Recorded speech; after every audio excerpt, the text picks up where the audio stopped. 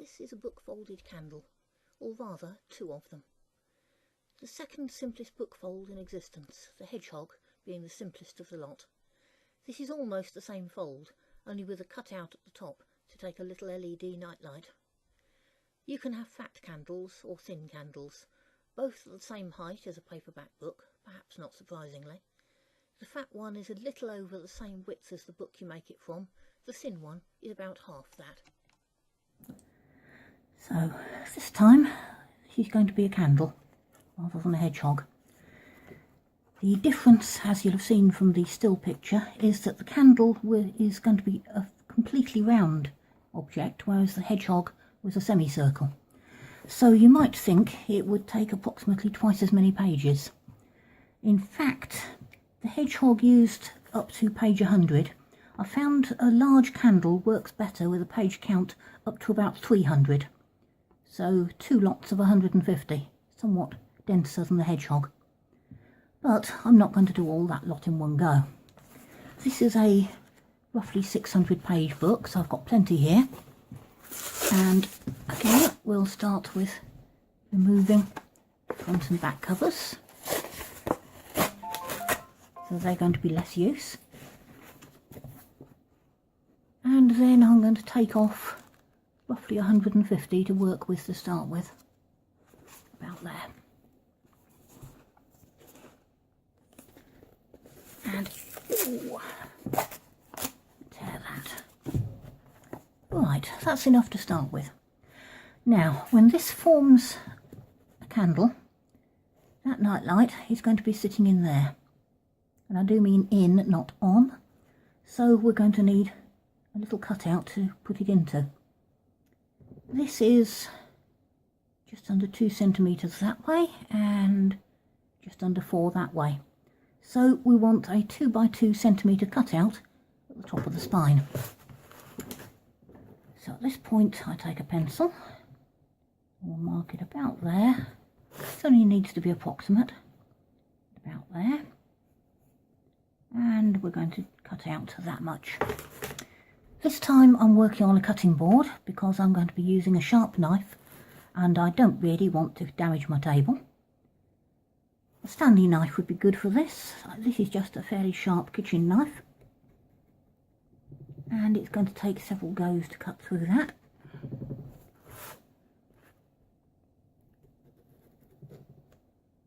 Take out a few pages at a time. It's as if we're trying to save this for anything.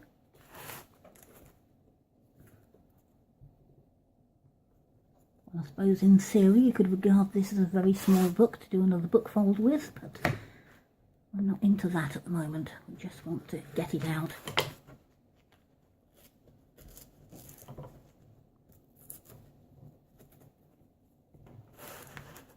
There. This is another reason not to try to do 300 pages in one go. That would be quite a job of cutting.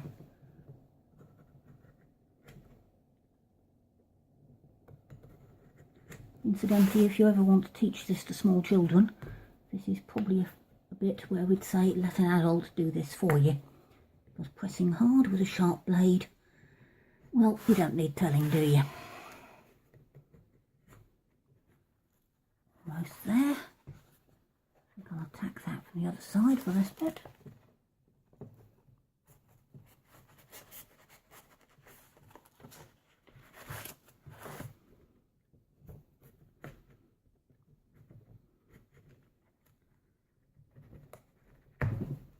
Okay, good enough. As I say, we're not after great precision here. Right, now in the hedgehog fold, we would have folded it right back to there, but that would be blocking this bit where we want to put the candle. So what we're actually going to do is fold to the edge of the cut, like so. And then the second fold, again, we don't want it to go into the area where that nightlight is going to be, but because it's at a diagonal, that isn't a problem. So here we fold to a few millimetres from the spine, like so. And again, fold that to there. You can see that that edge is going in line with the text, so I can tell that it's at a nice clean right angle. And on like that. And that gives you some idea what the whole thing is going to look like. A candle about that much across with a gap that that night light is going to fit into. And just as with the hedgehog, this is probably where I do a load of work and come back to you later, because this could take a while.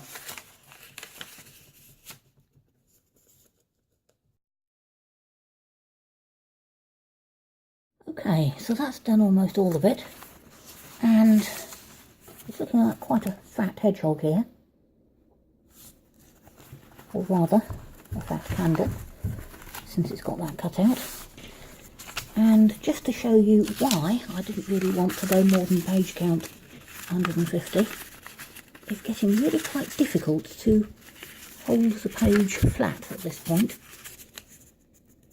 This fold is easy enough.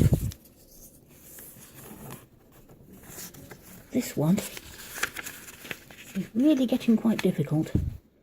150 is as much as I feel like doing in one blat. So that would have been somewhat fatter than the hedgehog we had before, considerably denser.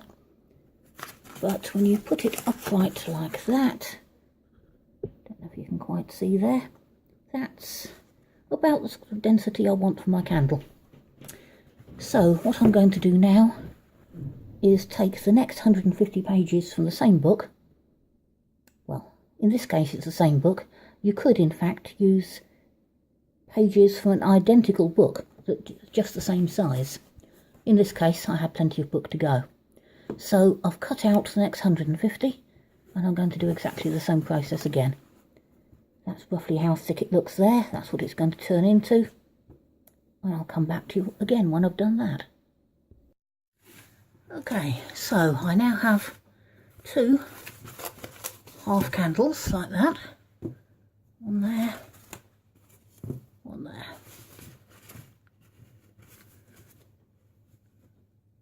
Almost, but not quite the same height, but close enough. My cutting can't have been quite accurate. And eventually it's going to look like that. But first of all I have a bit of gluing things together to do. This is going to be roughly the same technique as I used for attaching the hedgehog to his base.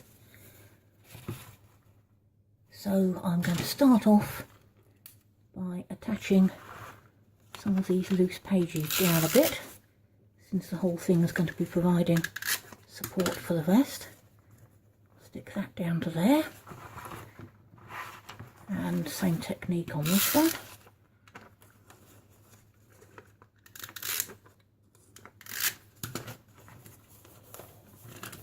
Okay. Now I'm going to try to stick the flats of the pages together. Possibly also gluing that down a little harder, if that page looks to me as if it's about to all come undone. And I'm also going to try to stick the spine to the spine. Now, since the spines are slightly hollow, oops, sorry, knocking the camera there, that's going to need some fairly thick glue, and what I'm going to use is a hot glue gun, which is why I've moved my base of operations, because hot glue and a wooden kitchen table aren't necessarily things I want to go together. Hot glue doesn't actually stay sticky for very long at all, so first of all I'm going to apply this double-sided sticky tape to the paper side of things. That'll stay sticky for quite a bit longer. And then I'll put the hot glue on, and then we'll hold it all together and hope, because this doesn't always take as well as I prefer.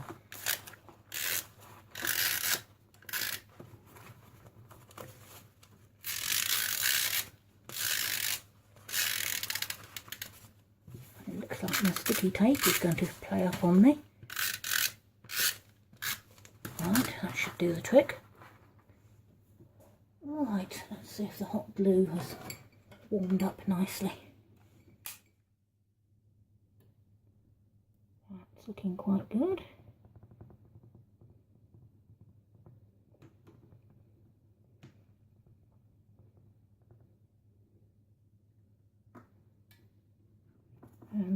the centre of the other one fairly quick, because as I say, this isn't going to stay sticky for terribly long. Stand them up and push them together.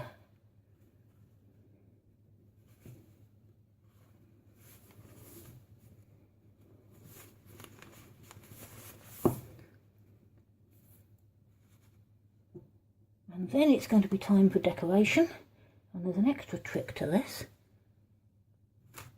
Just to hold things in place while I'm doing it, I'll just stick a few rubber bands around that.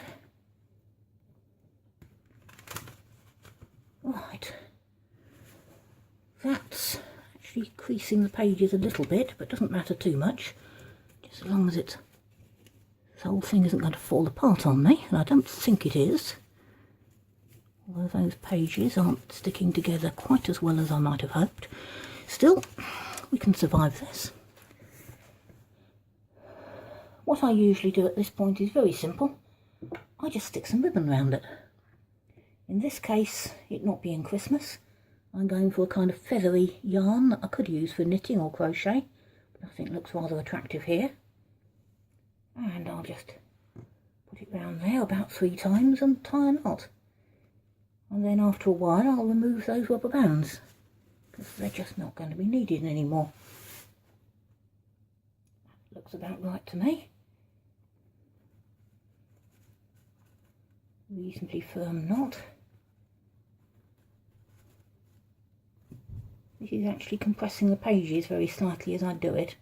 Need to be a little bit careful of that because we don't want it all crushed. But that'll need to be worked up a bit, but that's the basic concept.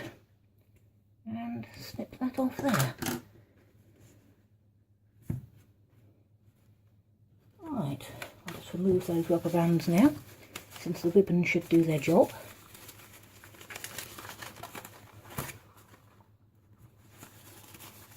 Bring it all up together and just dress it a little bit, as it were. This is why I feel that having a slightly denser fold than the hedgehog is quite a good idea. Otherwise you tend to get gaps which can look a little bit untidy. But that, I think, is really quite a nice candle. It just needs its nightlight put in the top. And we're there. I mentioned at the start that it can also do a thin candle as well as a fat one. I won't trouble you with the full video of how to do that, since it's almost identical. I'll just tell you that on each page you do one more fold than you had on the thick candle. You're going to need fewer pages. Go ahead and experiment, but a page count of about 100 per half candle is probably about right. You fold each page the same as for the fat candle, and then in half again, only instead of going close to the spine, you fold to the same place as the first diagonal, so to the edge of the cutout. Any further in and you'd be blocking the cutout at the top. Other than that, the process is just the same as for the fat candle, and you can see at the picture at the start they make rather a nice matching pair.